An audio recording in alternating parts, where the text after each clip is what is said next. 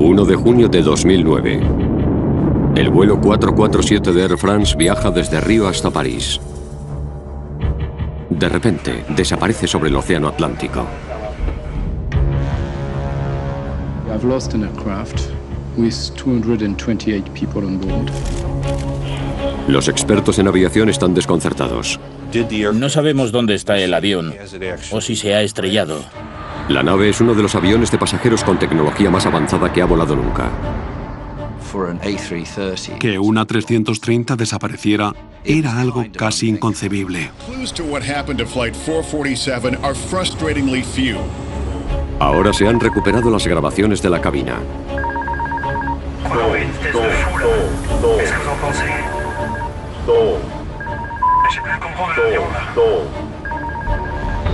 Estas increíbles grabaciones no solo revelan qué provocó el accidente.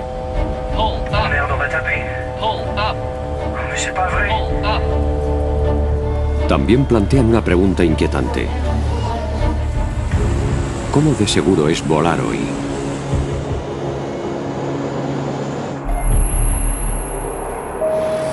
Toda la verdad sobre el vuelo 447. 31 de mayo de 2009, Río de Janeiro, Aeropuerto Internacional de Galeão, 7 de la tarde hora local. El vuelo de Air France, un Airbus 330, despega rumbo a París. El vuelo ha de durar 11 horas.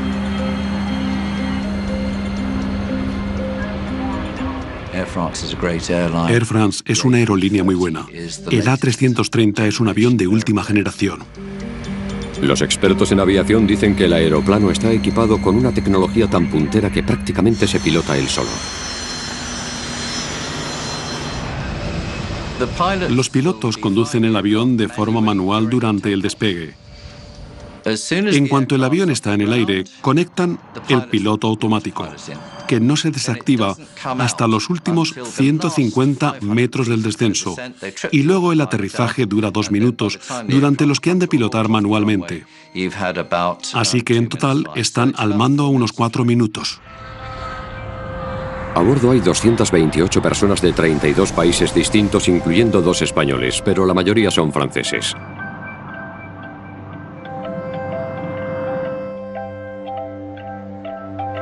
Caroline Soulas y su marido Sebastián, que es auxiliar de vuelo de Air France, acaban de volver de disfrutar 3 días libres en Río.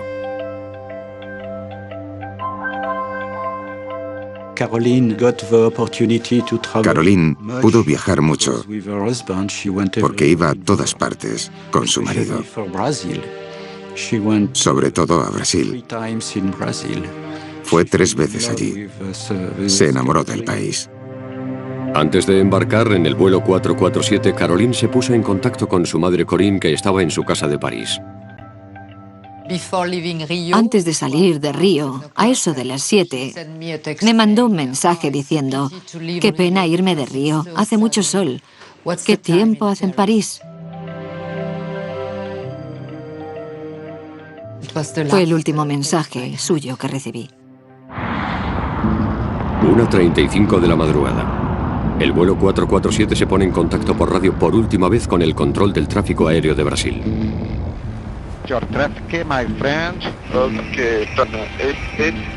El avión abandona el espacio aéreo brasileño y vuela hacia un punto ciego del radar que hay en mitad del Atlántico. El aparato estará fuera del radar hasta que entre en la zona del control del tráfico aéreo de Senegal. Estaba en tierra de nadie, en mitad del océano. Era un punto a mitad de camino entre Brasil y Senegal. Casi nadie es consciente de que las comunicaciones transoceánicas suelen tener bastantes problemas, y en este caso tuvieron muchísimos. 3:45 de la madrugada, 2 horas y media después de haber abandonado la zona de control de Brasil. El vuelo 447 todavía no ha aparecido en las pantallas del radar de Dakar. Tardaron mucho en reconocer siquiera que habían perdido el avión. Senegal se tomó su tiempo para dar la alarma. Se desplegó una operación de búsqueda y rescate en la última posición conocida del avión desaparecido. En París, Las familias y amigos de los pasajeros esperan la llegada del vuelo en el aeropuerto Charles de Gaulle.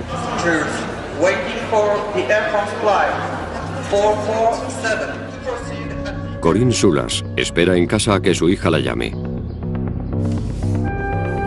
Pero en su lugar recibe una llamada del suegro de Caroline.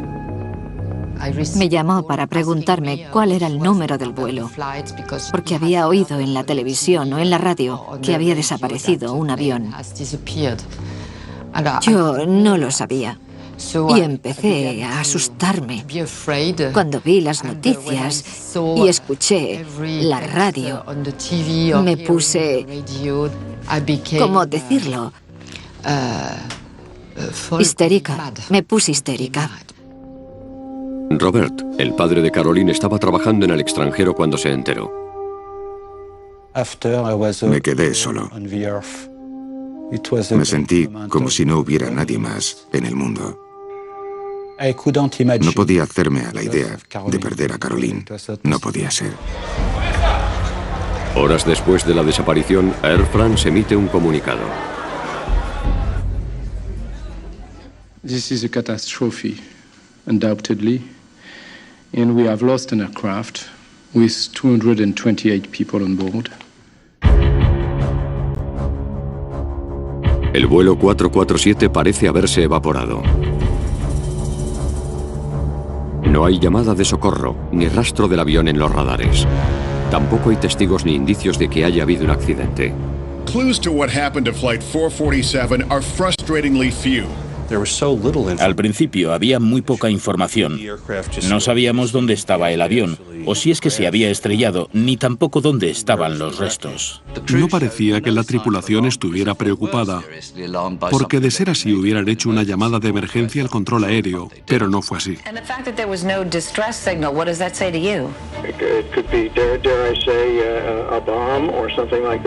Tras el 11S, lo primero en lo que piensa la gente es en un atentado terrorista. Cuando el servicio de inteligencia francés revisó la lista de pasajeros, detectó nombres presuntamente vinculados a grupos islamistas radicales. La única manera de confirmar o desmentir la teoría de la bomba era encontrar los restos del avión, pero no podían localizar con exactitud el lugar de la desaparición. El asunto del vuelo 447 de Air France fue muy complicado. Para empezar, se estrelló en una zona donde no había cobertura de radar, así que no se podía localizar en qué parte del mar había caído. Por eso, el área de búsqueda fue enorme. Se peinó una zona de 17.000 kilómetros cuadrados. El 6 de junio, 5 días después de que el vuelo 447 desapareciera, se encontraron algunos restos del avión y 50 cadáveres a unos 965 kilómetros de la costa de Brasil.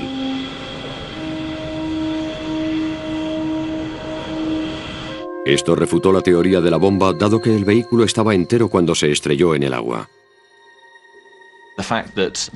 El hecho de que los cadáveres que se hallaron flotando provinieran de varias partes del avión da indicios de que el avión estaba intacto y con los pasajeros en su interior cuando se estrelló contra el agua. Pero si el vuelo 447 no se estrelló a causa de una explosión, ¿por qué lo hizo? ¿Cómo es posible que un aparato tan sofisticado y caro provocase la pérdida de tantas vidas? La gente estaba ansiosa por saber cuáles habían sido las causas, tanto por el bien de las familias como por tener mayor seguridad en el futuro. Con más de 600 Airbus 330 volando a diario por todo el mundo, es crucial descubrir qué es lo que provocó el accidente. Las cajas negras del avión podrían ofrecer la respuesta, pero yacen perdidas en el fondo del mar, a 4 kilómetros de profundidad. Quiero saber exactamente por qué murió mi hija. ¿Cuál fue el motivo?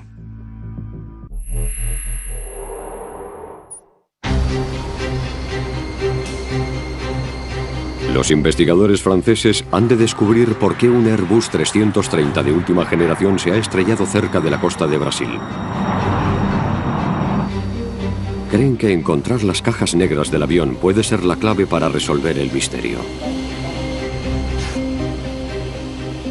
Cabía la posibilidad de que nunca encontrásemos las cajas negras. En el pasado ha habido accidentes en los que nunca se han podido recuperar. Un submarino nuclear francés colaboró en la misión de búsqueda. El vehículo es capaz de captar las señales ultrasónicas emitidas por las cajas negras. La vida útil de las balizas localizadoras submarinas es de 30 días. El terreno del lecho marino era muy montañoso, lleno de desniveles enormes. Creo que los había de entre 900 y más de 4.000 metros de profundidad. Pasan 30 días sin éxito. El equipo envía mini submarinos para que peinen el lecho marino. Las cajas negras eran importantísimas. Por eso el gobierno francés y otras entidades invirtieron tantísimo tiempo y dinero en intentar localizarlas. Se puso mucho empeño en buscarlas. Sin embargo, casi 2 años y más de 35 millones de euros gastados después, una de las mayores búsquedas de la historia marítima sigue sin dar resultados. Cuando parecía que jamás se resolvería el misterio de qué fue lo que causó el accidente del vuelo 447, los investigadores franceses recurrieron al equipo norteamericano que localizó los restos del Titanic en 1985. Un tiempo después, el 2 de abril de 2011, el equipo de buceo encontró el fuselaje destrozado a casi 4 kilómetros de profundidad. También encontraron 104 cadáveres, muchos de ellos todavía atados a sus asientos. Varias familias estaban en ascuas esperando a que les llamasen para decirles que habían encontrado a sus seres queridos. Y claro, cuando les llamaban diciéndoles lo siento, no hemos encontrado nada, sus esperanzas, que habían aumentado con la llamada, se desplomaban en cuestión de segundos. 74 cadáveres siguen sin encontrarse, incluyendo el de Caroline Soulas. Para muchas familias, esto supuso otra nueva pesadilla. Sin embargo, en las profundidades del Atlántico, los equipos submarinos prosiguen la búsqueda de los restos, hasta que al final encuentren lo que buscaban, las cajas negras. Cuando por fin las encontraron, la situación dio un vuelco. Finalmente el asunto empezó a aclararse. Las familias y amigos de los 228 fallecidos tienen por fin la oportunidad de descubrir qué fue lo que provocó el accidente. La información de la caja negra revelará la cadena de acontecimientos que desembocó en la pérdida del avión. Las grabaciones reales no se han hecho públicas, pero unos actores leerán una transcripción que documenta los terribles últimos minutos previos al accidente.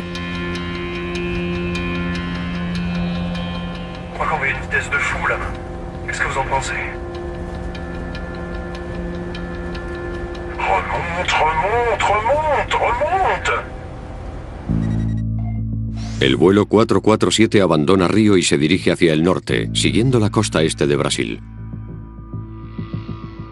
El avión está bajo el mando del capitán Marc Dubois, de 58 años, que tiene en su haber casi 11.000 horas de vuelo. El segundo piloto, David Robert, tiene 37 años y más de 6.500 horas de vuelo. El tercero es Pierre-Cédric Bonin, cuya mujer también va a bordo esa noche. Bonin tiene 32 años y poco más de 3.000 horas de vuelo, por lo que es el tripulante con menos experiencia. Bonin está sentado en el asiento de la derecha de la cabina. El capitán Dubois se sienta a la izquierda.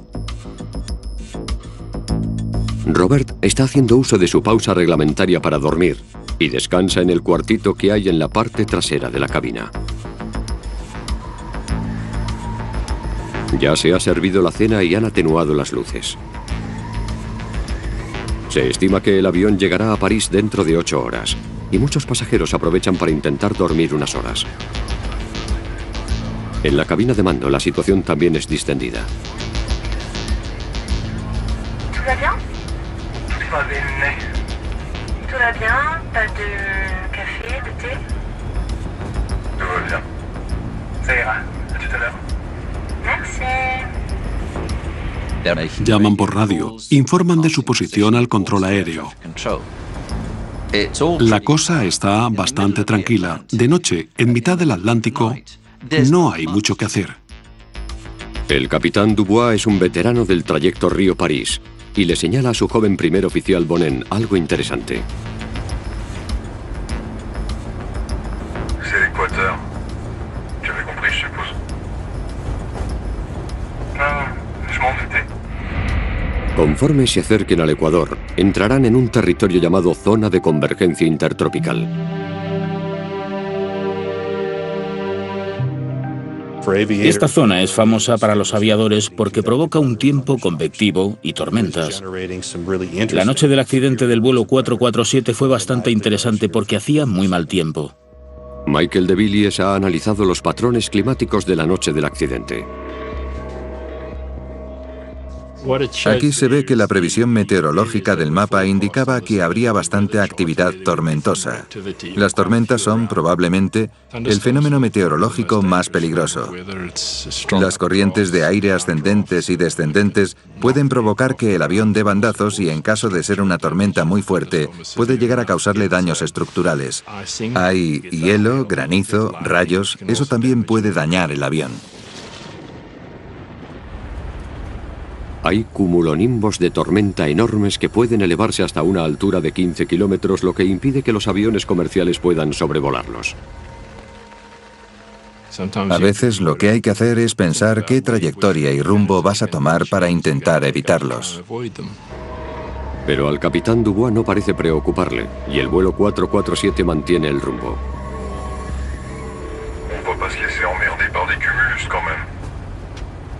Sortear nubes de tormenta no es muy complicado. Las miras y si están delante de ti, giras a la izquierda o a la derecha y las rodeas.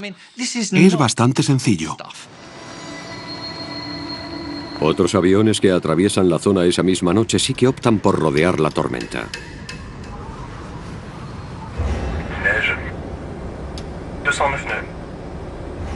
Il y a un truc droit devant, et il y en a un autre derrière. Hein? Oh merde, non. Baisse un peu la lumière intérieure pour voir dehors. Ouais. J'allume les feux pour voir. Ah voilà. Quoi? On dirait qu'on va rentrer dans la zone nuageuse. 1:51 de la madrugada. De repente, la cabina que estaba casi a oscuras se ilumina. Ah, bah manquait plus que ça. C'est quoi ça? C'est tout ce qu'il nous fallait, monsieur de Saint-Elme. El piloto veterano Dubois reconoce los destellos brillantes del fuego de San Telmo, un fenómeno eléctrico espectacular que suele darse en los trópicos. Empezaron a pasar varias cosas extrañas. Hubo una especie de brillo azul que era el fuego de San Telmo. Eso proyectó una luz muy rara e inquietante hacia el interior de la cabina. El fuego de San Telmo no es más que una descarga en el parabrisas. Una especie de perdigones de hielo con carga eléctrica golpean el cristal, liberan la carga y entonces surgen esos patrones que recorren el vidrio. J'avais pas l'impression qu'il allait y avoir de l'orage. Il va y avoir des turbulences quand j'irai dormir.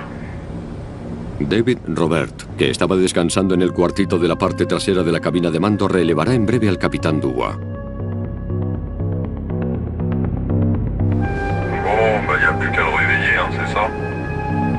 El capitán Dubois quiere aclarar quién va a pilotar el avión mientras él descansa antes de que llegue Robert.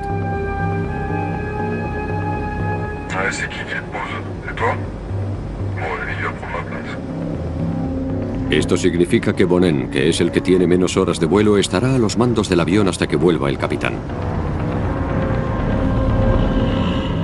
Si el capitán se toma un descanso, lo normal sería que la prioridad fuese que la persona con más experiencia tomase el mando y se sentara donde le corresponde.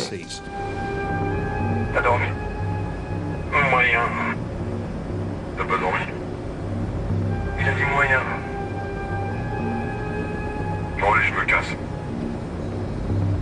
Bon, ça va. Bon, les petites turbulences qu'on vient d'avoir. Tu vas aller mal après?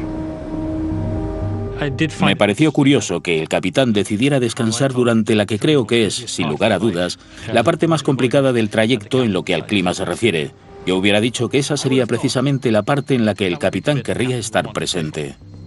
Él estaba bastante satisfecho con su elección. Echando la vista atrás, quizá no fuera la decisión más sabia. Minutos después de que el capitán Dubois salga de la cabina de mando, el tiempo empeora.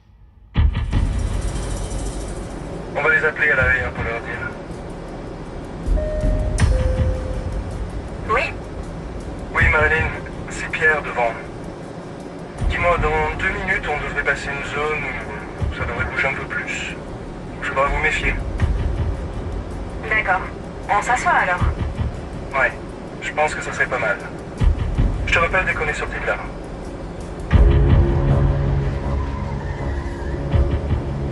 Vache, heureusement que c'est un A330, hein? C'est clair. Moins 42 degrés. Robert sugiere cambiar de rumbo para evitar las nubes de tormenta. Tu veux pas tirer un peu plus sur la gauche, là? Excuse-moi? J'ai dit, tu veux pas un peu plus tirer sur la gauche?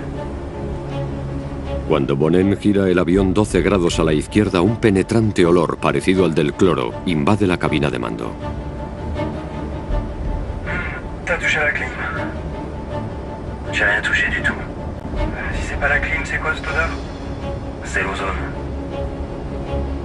Robert, que ha volado muchas veces por los trópicos, reconoce de inmediato el extraño olor. Sin embargo, su joven compañero parece alterarse. C'est quoi ça? C'est un rapport avec l'électricité? Non, l'ozone, c'est de l'air chargé d'électricité. Non. Ah, d'accord. Hay olores raros en la cabina. Hubo anomalías eléctricas, fenómenos como el fuego de San Telmo y demás. Son varias cosas que pueden afectar negativamente al rendimiento del piloto. 2:10 de la madrugada. Se oye un ruido fuerte en la cabina de mando. Los expertos que analizaron las grabaciones de la caja negra creen que el sonido lo producen unos cristales de hielo al impactar contra el avión. Entonces, se activa una alarma. La alarma advierte a la tripulación de que el piloto automático ha dejado de funcionar y de que vuelven a tener el control del avión.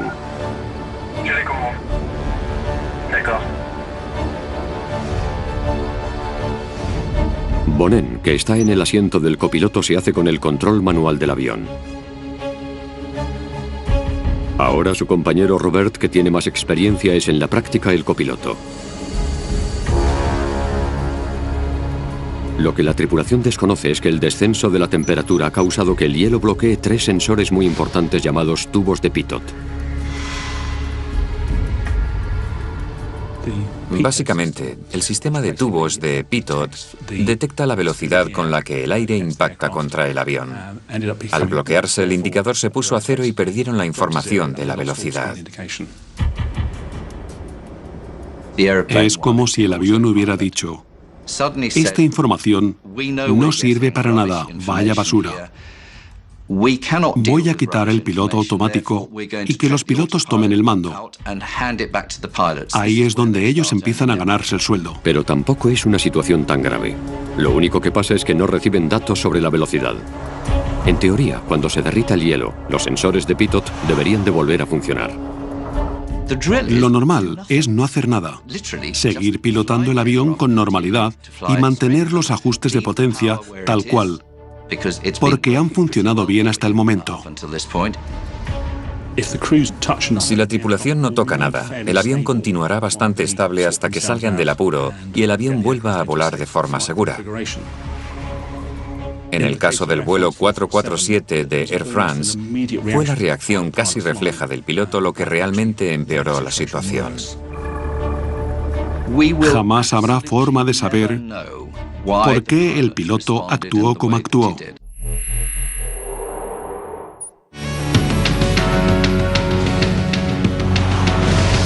El vuelo 447 de Air France se ha adentrado en una tormenta y los sensores de velocidad no funcionan.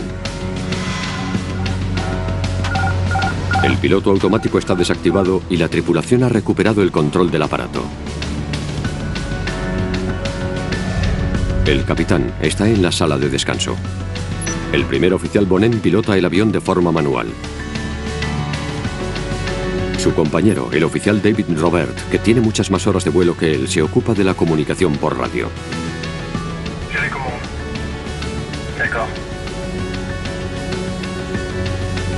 Bonin pilota el avión con una palanca de control lateral. Tenía la palanca de control en la mano derecha y la tiró hacia atrás sin más. Para entendernos, lo que hizo el piloto fue tirar hacia atrás la palanca de control, lo que provocó un incremento en la altitud y que el avión se elevase. Los datos de la caja negra confirman por qué Bonin quería que el avión ganase altitud. Los instrumentos de vuelo indicaban una pérdida de altitud de unos 120 metros. Cuando los sensores de velocidad se congelaron, los instrumentos mostraron falsas lecturas de velocidad y altitud. No es que realmente hubiesen perdido altitud, sino que fue un fallo de los indicadores. Los datos eran falsos, estaban mal. Ça n'affiche pas la bonne vitesse. On a perdu la vitesse, c'est ça? Tienes que confiar en los instrumentos y claro, si empiezan a funcionar mal y a darte información incorrecta, es difícil saber qué hacer porque te entrenan para depender de ellos. Bonin decide confiar en los instrumentos. Tira la palanca hacia atrás y el avión comienza a subir.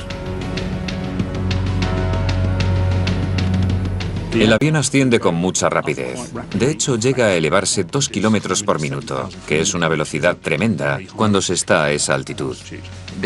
Como estaba elevándose sobre una cantidad escasa de aire que no podía soportar el peso del avión, el aparato empezó a desacelerar.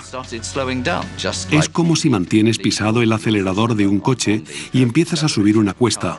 Si no pisas más a fondo, el vehículo cada vez va más despacio. El avión empezó a frenar.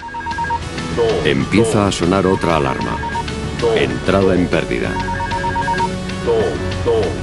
La entrada en pérdida se produce cuando el avión va demasiado lento como para que las alas puedan elevarlo lo suficiente, por lo que empieza a descender.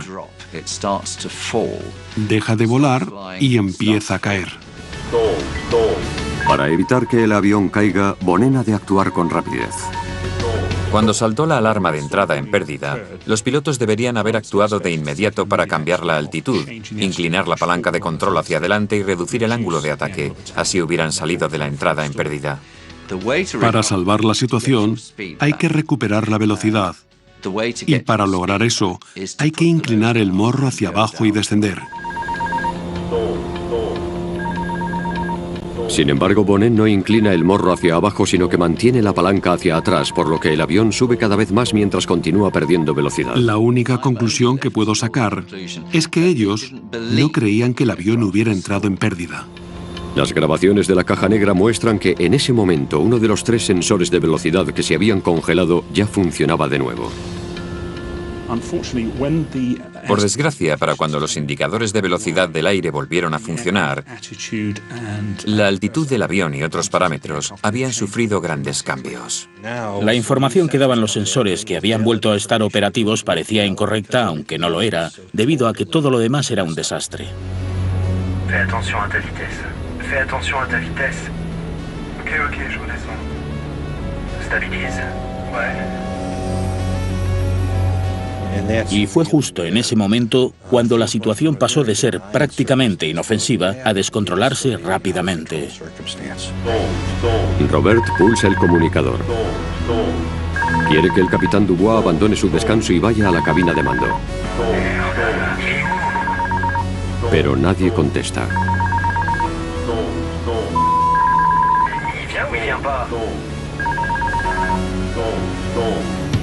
En estos momentos el vuelo 447 de Air France está a algo más de 11 kilómetros sobre el mar y sigue en ascenso.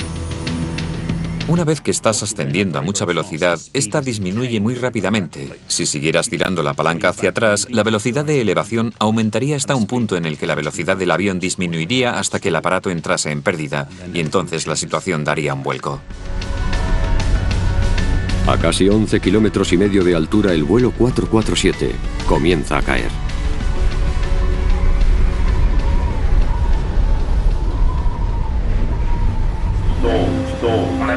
Docteur, qu'est-ce qui se passe, bordel?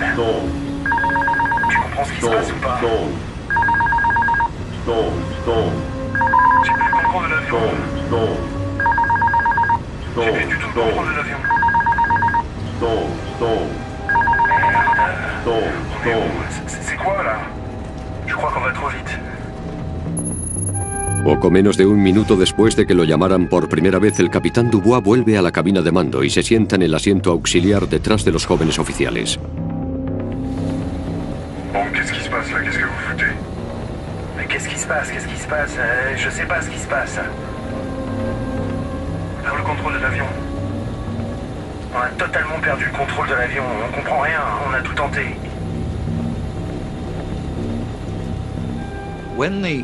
El capitán entró en la cabina en un momento en el que una persona recién llegada podría haberse dado cuenta de lo que pasaba.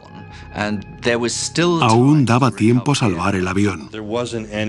No hubo ninguna conversación sobre lo que había pasado ni de cómo habían llegado a ese punto. En mi opinión, es muy complicado que alguien que acaba de entrar en la cabina se dé cuenta al momento de que el avión ha entrado en pérdida, de que caen a 3 kilómetros por segundo con el morro elevado y que además sepa lo que hay que hacer. Alors tiens, prends ça. Prends ça. Le problème, c'est que j'ai pris l'avion. D'accord. El bariómetro es el instrumento que mide la velocidad vertical del avión y ha dejado de funcionar. J'ai plus rien qui s'affiche. On n'a pas une seule indication valide. Los indicadores mostraban lecturas incorrectas y los tripulantes intentaban encontrarle el sentido a los datos correctos y al comportamiento del avión. Se esforzaban para diferenciar la información fiable de la que no lo era. Como Bonnen aún mantiene la palanca de control echada hacia atrás, el morro del avión continúa elevado y el aparato sigue en pérdida.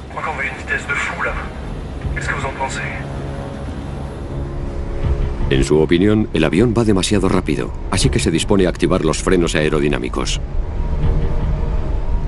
Eso es justamente lo que no debería haber hecho. El problema era que ya iban demasiado lentos y no tenían la suficiente elevación, por lo que frenar solo hubiera empeorado la situación.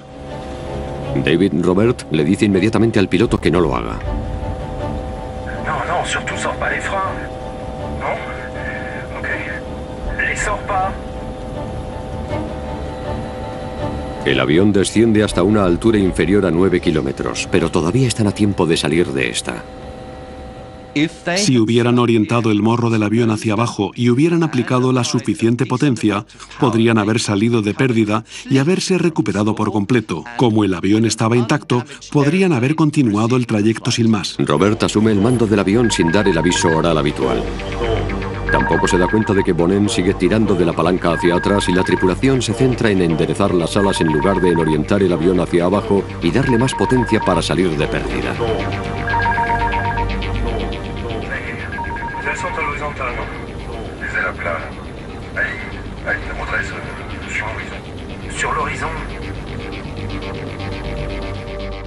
No entendían qué le estaba pasando al avión.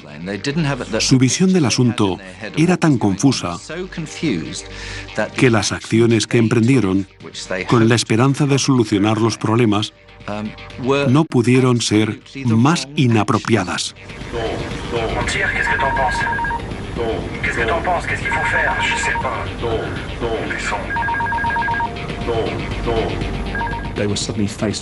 De repente se encontraron con una situación que nunca habían vivido, por lo que se quedaron paralizados y desconcertados durante unos instantes. Estaban pasando muchas cosas a la vez y ellos no tenían muy claro lo que ocurría.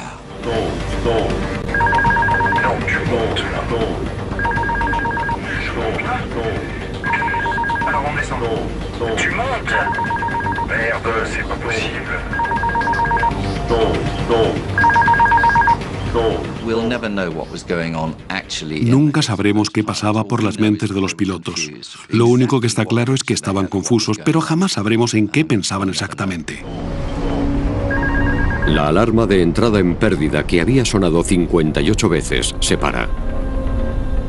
El ordenador dejó de avisar a los pilotos de que el avión había entrado en pérdida, porque ya ni siquiera reconocía la situación en la que se encontraban. Los ordenadores se apagaron como diciendo, lo siento, no tengo datos con los que trabajar, así que me largo.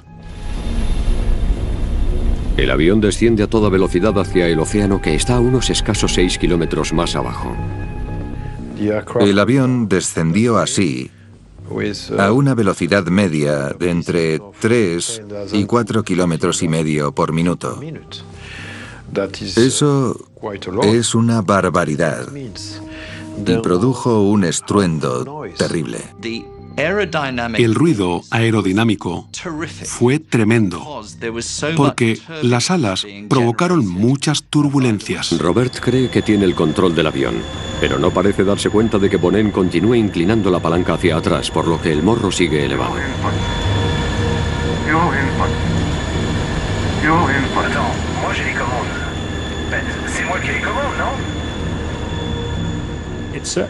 Todo apunta a que la disciplina y la comunicación se vinieron abajo en esa cabina de mandos.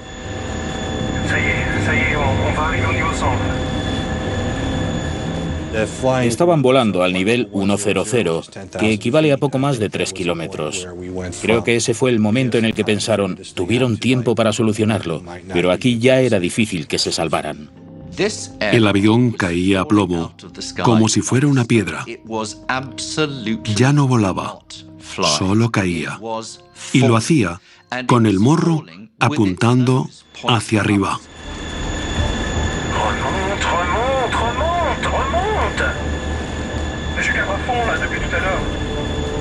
El capitán Dubois se da cuenta por fin de lo más importante.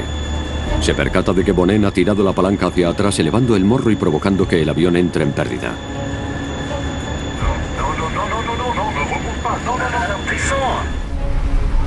Robert sabe que para salir de la tormenta ha de conseguir que el morro del avión apunte hacia abajo.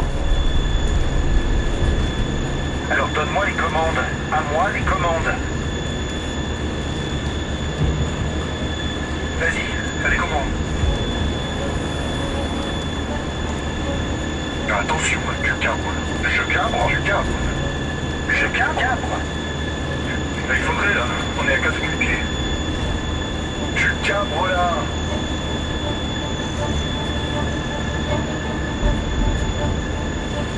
El avión se desplomaba así, con el morro en el aire. Caía en picado de esta manera. Cuando se acercan a los 600 metros, el sistema de alerta de proximidad al terreno del avión detecta el océano que tienen debajo. La nueva alarma se activa. Hold up. Hold up. Sink rate. Hold up. Allez, tire. Hold up. Allez, on tire. On tire, on tire, Hold on tire. Hold up. On va taper. Hold up. Mais c'est pas vrai. Hold up. Qu'est-ce qui se passe? 10 degrés d'assiette. La grabación se detiene a las 2 horas 14 minutos y 28,4 segundos.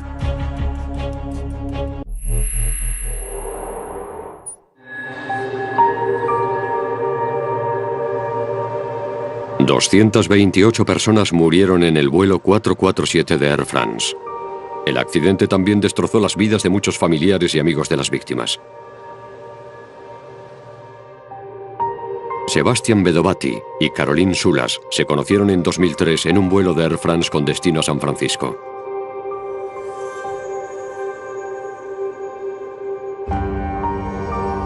Seis años después, murieron en el vuelo 447 de Air France. Me encanta esta foto, porque se ven los anillos. Y yo tengo uno igual. Estaban muy enamorados.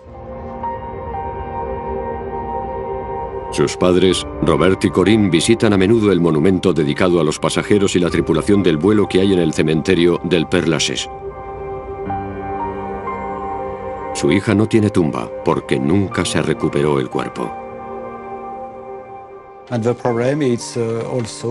El problema también es que eran pareja. Y como el cuerpo de Sebastián se recuperó, pero el de Caroline no, Van a estar separados eternamente. Espero que no notara nada antes del impacto, del choque. Pero no estoy seguro de que fuera así. Una de las cosas que me preguntan es, ¿mi padre, marido, hijo, hermano o hermana sabía lo que estaba pasando? Para mí el momento más duro fue hablar con la familia de un joven que volvía de visitar a su abuela en Río. Solo me hicieron una pregunta. ¿Sufrió? Una madre me preguntó, ¿mi hija se enteró de lo que pasaba? Es que muchos amigos me han dicho que es imposible que notase nada porque estaría inconsciente. Me sentí obligado a contarle la verdad, que es, me temo, que seguro que siguió con vida durante la caída de 3 minutos y medio. Puede que estuviera dormida, y ojalá fuera así, pero la caída debió de ser turbulenta y descontrolada, así que es muy probable que se enterase. En una rueda de prensa en París, Air France defendió a ultranza a sus pilotos y agradecieron la dedicación de los 12 miembros de la tripulación que murieron en el siniestro. C'est dans un environnement de pilotage extrêmement dégradé que l'équipage, qui rassemblait à la fois les compétences du commandant de bord et des 2 copilotes, est resté engagé jusqu'au bout et jusqu'aux derniers instants. Habría que preguntarse cómo es posible que 3 pilotos cualificados y con experiencia no pudieran averiguar qué le pasaba al avión y por qué se precipitaba hacia el océano. Eso es un fallo del sistema, no un error del piloto. Un informe del BEA a la Oficina de Investigación de Seguridad francesa descubrió que el accidente fue el fruto de un conjunto de factores técnicos y humanos. Todo empezó cuando los sensores de velocidad del vuelo 447, también llamados tubos de pitot, fallaron en su funcionamiento, desactivando así el piloto automático.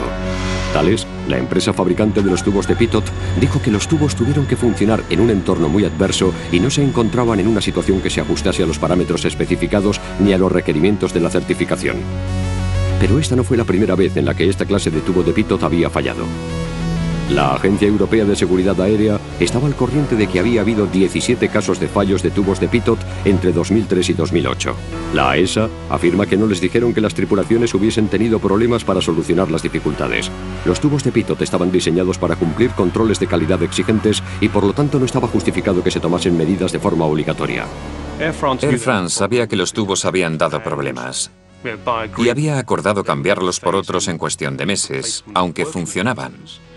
Lo que no estaban dispuestos a hacer era paralizar toda su flota de Airbus mientras sustituían los tubos por unos más modernos. Ellos creían que podían seguir funcionando de forma segura. Airbus, el fabricante del A330, también hizo hincapié en que los tubos de pitot del avión cumplían todos los requisitos de seguridad. Los 3 tubos de pitot cumplían los requisitos de certificación. Después del accidente volvieron a ponerse a prueba y siguieron superando los test. De hecho, cumplieron los mínimos exigidos con un ancho margen. Tras el accidente, la AESA dictaminó que la instalación de nuevos tubos de pitot era obligatoria. Desde agosto de 2009, toda la flota de A330 de Air France está equipada con los tubos nuevos. El informe de investigación también recomendó que se mejoraran los sistemas de alarma de entrada en pérdida y el instrumental de las cabinas de los A330, especialmente el asistente de navegación de rumbo del avión, el director de vuelo. El director de vuelo confundió las cosas. Y hay que tener en cuenta que, como ya hemos dicho, los ordenadores estaban confusos y aún tendían a seguir las órdenes del director. Airbus dijo que los pilotos no hicieron caso de los procedimientos operativos y que deberían haber desconectado el director de vuelo en cuanto perdieron las lecturas de velocidad. Sin embargo, afirman que examinarán rigurosamente todas las recomendaciones dictadas por el BEA. ¿Pero conlleva siempre la tecnología punta una mayor seguridad en los vuelos? Puede que los aviones en sí sean sencillos de pilotar. Puede que tengan sistemas automatizados para asistirte en la tarea. Puede que también dispongan de ordenadores que calculen datos con una precisión increíble, pero son aparatos tremendamente complejos. Si algo sale mal, es como si tu ordenador funcionase mal. Los aviones actuales son un enorme conjunto de ordenadores. Entonces, ¿podemos confiar en que los profesionales todavía sepan pilotar? La tripulación del vuelo 447 de Air France había recibido un entrenamiento completo y estaba plenamente cualificada, pero los investigadores franceses recomendaron que los pilotos se sometieran a un entrenamiento adicional. En cierto modo, el accidente se veía venir. Hace mucho tiempo que sabemos que hay campos en los que los pilotos necesitan un mejor entrenamiento, y no solo para pilotar los aviones Airbus, sino para todos los tipos de aviones modernos. Los pilotos que se acostumbran a dar prioridad a la utilización de los sistemas automáticos pueden acabar perdiendo habilidades de vuelo manual, y esto es algo que preocupa a la industria. Al final, si se encuentran con una situación para la que no se les ha entrenado, todo depende de que tengan la disciplina y el adiestramiento adecuado para que puedan decir, todavía sé pilotar el avión. Air France afirma que en los últimos 3 años ha implementado sesiones de simulación para entrenar a los pilotos en situaciones en las que las lecturas de velocidad y altitud sean poco fiables. También les ha enseñado nuevas maniobras de emergencia que utilizar en caso de entrar en pérdida. La ESA está revisando todas las recomendaciones de seguridad publicadas en el informe y tomarán las medidas oportunas para mejorar los componentes de los aviones y decidirán qué entrenamiento adicional ha de imponerse. El avión se estrelló porque no sabían qué era lo que estaba pasando, y deberían haberlo sabido. ¿Que si es culpa suya? No. Es culpa del sistema y del entrenamiento que reciben. Tampoco es culpa de Air France, porque el entrenamiento que imparten es el mismo que en otras aerolíneas. El error radica en el entrenamiento que la ley obliga a dar, porque no es el correcto. No tiene en cuenta las necesidades de los pilotos que están al mando de aviones modernos con muchas funciones automáticas.